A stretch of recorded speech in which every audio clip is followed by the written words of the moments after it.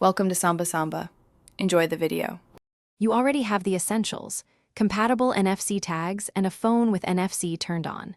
Open the NFC writing app and grant storage and NFC permissions so it can access your album files.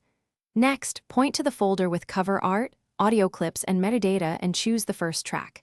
Tap right, then briefly touch the tag, hold steady until the app confirms success. Once done, label the physical tag so you know which track it contains and test read back immediately to verify data integrity.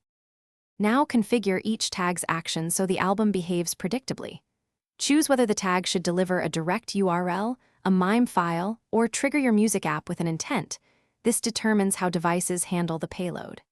Add metadata fields: title, artist, duration, and point to local file paths or hosted streaming links.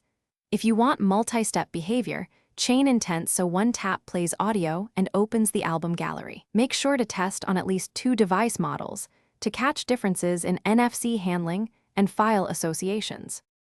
Finish by systematically testing each tag on the phones or devices your audience will use. Confirm playback, artwork, and metadata show correctly. Create backups, either clone tags onto spares or export the tag payload files to cloud storage so you can restore quickly.